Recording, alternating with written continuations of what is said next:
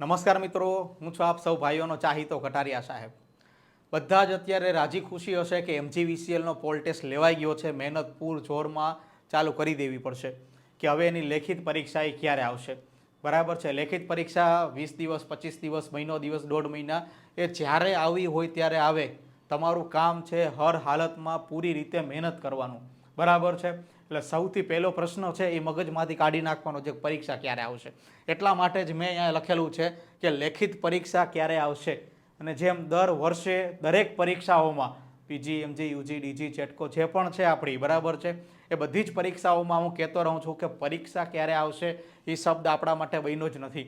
બરાબર છે, આપણા માટે શબ્દ એ બન્યો છે કે હું મહેનત કરીશ અને નોકરી લાગીશ।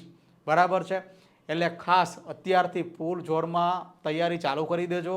બરાબર છે, કેમ કે 10માંથી 8 થી 7 મિત્રો એટલે કે 100 વ્યક્તિ પરીક્ષા દેવા બેસે તો 70 થી 80 વ્યક્તિઓ એટલે કે 70 થી 80% વ્યક્તિઓ એવું કરતા હોય છે કે પરીક્ષા આવશે એટલે કે પોલ ટેસ્ટ આવશે ત્યારે આપણે તૈયારી ચાલુ કરી દેશું। બરાબર છે, દર વખતે, બરાબર છે, વર્ષ, દોઢ વર્ષ, 2 વર્ષ જ્યારે પણ પરીક્ષા દરેક કંપનીની જે આવતી હોય છે એમાં અલગ અલગ સમયગાળો આપતા હોય છે। કોઈમાં 15 દિવસ, 20 દિવસ, 25 દિવસ, 2 મહિના, 3 મહિના સુધીના પણ આપણે જોયેલા છે કે પોલ ટેસ્ટ પછી લેખિત પરીક્ષા છે એ 3 મહિને પણ આવે, જે આપણા હાથમાં નથી।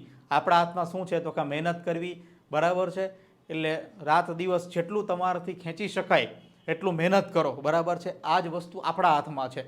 મારા હાથમાં મહેનત કરાવવાનું છે એટલે હું રાત દિવસ તમારા માટે મહેનત કરું છું અને નોકરીએ ચડાવવા માટે સક્ષમ બનાવું છું। બરાબર છે, કે તમે નોકરીએ લાગો, તમારું સપનું પૂરું કરો। આપણા ક્લાસીસનું પણ એ જ સપનું છે કે નોકરી તમારી, બરાબર છે, અને એ સપનું છે મારું કે મારા થકી જેટલા પણ વિદ્યાર્થી મિત્રો કે જેને હકીકતમાં આ જે ઇલેક્ટ્રિકલ આસિસ્ટન્ટની નોકરી જોઈએ છીએ, બરાબર છે, એ બધાને હું મારા થકી મહેનત કરાવી, બરાબર છે, અને એક સક્ષમ અધિકારી બનાવું એટલે કે સક્ષમ નોકરીએ ચડાવું ઇલેક્ટ્રિકલ આસિસ્ટન્ટમાં। એટલે ખાસ કરીને બધા મિત્રો ક્વેશ્ચન છે મગજમાં પરીક્ષા ક્યારે આવશે હજી કહું છું કાઢી નાખજો।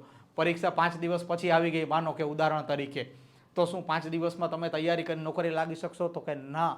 બરાબર છે, શું કરવાનું, કેમ કે મારી પ્રિપેરેશન અગાઉથી નથી। પહેલો જ પ્રશ્ન તમને એવો આવશે, સાહેબ મેં તૈયારી નથી કરી, હું તો રાહ જોતો હતો। બસ રાહ જોવામાં જ સૌથી મોટી તકલીફ રહી છે આ। એટલે ખાસ કરીને, બરાબર છે, એક વસ્તુ યાદ રાખજો ખાલી, પરીક્ષાની તારીખ ક્યારે આવશે ને એના માટે તમને 15 દિવસ, 12-13 દિવસ જેટલો સમયગાળો અગાઉથી જાણ કરી દે છે। બરાબર છે, બધી જ કંપની કે ભાઈ માનો કે 15 તારીખે પરીક્ષા હોય તો તમને બીજી, ત્રીજી તારીખે તમને જાણ કરી દે છે કે 10-12 દિવસ, 15 દિવસ જેવી અલગ અલગ, બરાબર છે, 1-2 દિવસનો ફેરફાર રહેતો હોય છે। પણ આ વસ્તુ ખાસ યાદ રાખો, પણ 10-15 દિવસમાં જે ટેન્શન લઈને વાંચવું એના કરતાં વગર ટેન્શને વાંચશો એ વધારે યાદ રહેશે। બરાબર છે, ફરી કહી દઉં છું, પેપર 100 માર્કનું રહેશે અને 2 કલાકનું રહેશે। બરાબર છે, લાસ્ટ હમણાં જ DGVCLનું પેપર લેવાનું છે જેમાં 2 કલાક અને 100 માર્કનું પેપર હતું। એટલે બધાને મહેનત કરવા માટે ઓલ ધ બેસ્ટ કહું છું। બરાબર છે, કે પૂરી રીતે મહેનત કરો। બરાબર, જ્યાં તકલીફ પડે ત્યાં હું બેઠો છું ઓલવેઝ, કે જેટલું ખેંચી શકાય એટલી મહેનત કરો। બરાબર છે, મહેનતનું ફળ તમે આજીવન ભોગવશો। બરાબર છે, એટલે જેટલી મહેનત થાય, બરાબર છે, એટલી મહેનત તમે કરશો એનું પરિણામ તમને 100% મળવાનું જ છે। હવે રહી વાત એડમિશન લેવાની કે અથવા તો આપણા ક્લાસીસ વિશે માહિતી લેવાની, બરાબર છે, તો આપણા જે ક્લાસીસના નંબર છે, બરાબર છે, આ મારા જ 2 નંબર છે પણ એ ક્લાસીસમાં હોય છે, હું નથી ઉપાડતો હોતો। રાઠોડ સાહેબ પાસે જ બંને નંબર હોય છે, રાઠોડ સાહેબ જ એડમિશન કરશે। તમામ વસ્તુ છે, એડમિનિસ્ટ્રેટિવ ડિપાર્ટમેન્ટ છે આપણો, બરાબર છે, એડમિન ડિપાર્ટમેન્ટ, તમામે તમામ છે, આ બંને નંબરમાં ફોન કરશો, બરાબર, એટલે એ જ ઉપાડશે, એ જ તમને માહિતી આપશે અને એ જ તમને એડમિશન કરશે। બરાબર છે, મટીરિયલ, કુરિયર, બધી જ વસ્તુ એ જ તમને કરી આપશે। એટલે તમારે કંઈ પણ કાંઈ ક્વેરી હોય કે કાંઈ પૂછતાછ કરવી હોય તો તમે જ્યાં ક્લાસીસના આપણા બંને નંબર છે એમાં તમે બિંદાસ ગમે ત્યારે ફોન કરી શકો છો, પણ સવારના 10 થી 7 વાગ્યા સુધી જ। બરાબર છે, અથવા તો 8 ગમે ત્યારે કરજો, પણ કદાચ ઓફિસ બંધ થઈ ગઈ હોય તો પછી ફોન તમને રિટર્ન કોલ આવશે, બરાબર છે, બીજે દિવસે પણ તમને રિટર્ન કોલ આવશે ખરા। એટલે ખાસ બધાને મિત્રોને કે તમે તૈયારી કરો, ચાલુ રાખો। અમારાથી બનતી પૂરી કોશિશ છે કે તમે નોકરીએ લાગો હર હાલતમાં। હવે રહી વાત આપણા ઇલેક્ટ્રા ક્લાસીસની, બરાબર છે, 5 વર્ષથી આ ચાલે છે, 6થું વર્ષ થઈ ગયું છે, બધાને ખબર છે, જે ઇલેક્ટ્રિકલ આસિસ્ટન્ટ કે મીટર ટેસ્ટરની તૈયારીઓ કરતા હોય એના માટે। બરાબર છે, કે MGVCL હોય, પીજી, યુજી, ડીજી, બધા જ માટે, બધા જ વિદ્યાર્થીઓ આપણી પાસે ભણે છે, જેને હકીકતમાં મહેનત કરવી છે એના માટે છે આ।